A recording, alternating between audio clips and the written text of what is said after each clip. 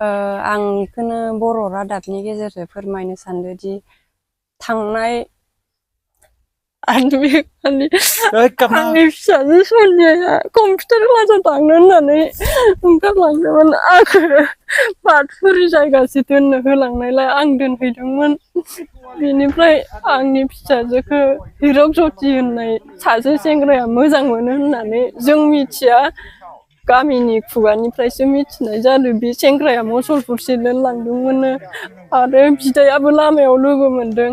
बिनिफ्राय दा गथ'आ न'आव गैया, न'आव मोनफैफिनाखै। सानथाम सानब्रै जोङो फैबाय थाग्रालाय कम्पिउटार क्लास लानानै हरनि 7था 8थाबाबो सौफैनायलाय आङो फैगोन खोमा होननानै नेनानै थाबाय थादोंमोन।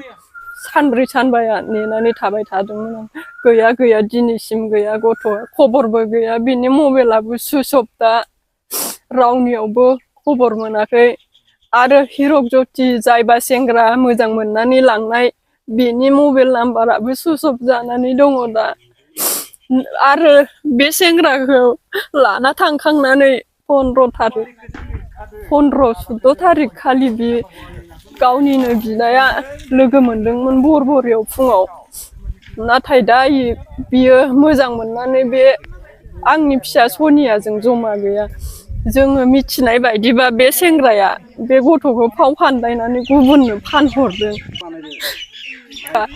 बिनिखायनो आं फोथायो बे हिरक ज्योतिया गुबुन जाथिनो फानहरदों होननानै आं फोथायो आरो दा।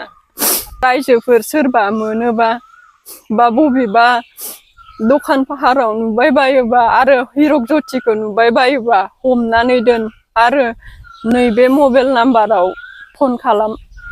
आंनि गामिया 2 नं दिगलदङा गेजेरमाखा। आंनि मुङा धनेस्वर मुसाहारि। कम्पिउटार क्लासाव थांनो होननानै थांदोंमोन आंनि बिनानावा।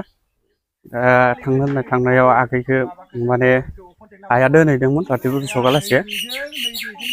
थांनाय दोनहैनानै फैबायमोन आइयाबो।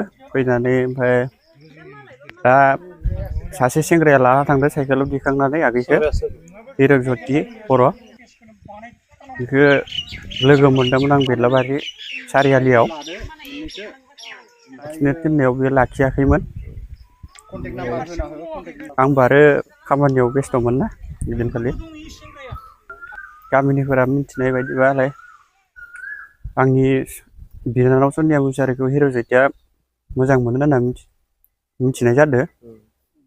माने हिरक ज्योतिजों जोंहानि आगै सनियाजों सानैजों मोजां मोनलायो होननानै आं सानदोंमोन। ज्योतिया आंनि बिनानावखौ हाबा खालामगोन होननानै सानदोंमोन।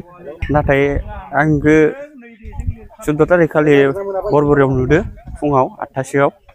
ओमफ्राय बेलासि मोना थांनानै नायफिनबा आं बरबरियाव नुफिनदिया मानसिखौ। आं सन्देह खालामदों जे हिरक ज्योतिया आंनि बिनानावखौ लाना थांनानै बेलेगनो फानहरदो। दिनैसिम माने बे हिरक ज्योति सेंग्रायाबो खारखुमानानै दङ, न'आव खनसेबो नुजाफैयाखै। बिनानावनि थाखाय दा आं सानो दे आंनि बिनानावखौ जेरावखि जाया दखान पाहारफोराव नुबाय बायोबा माबा लोगो हमनानै लाखिनानै दोन।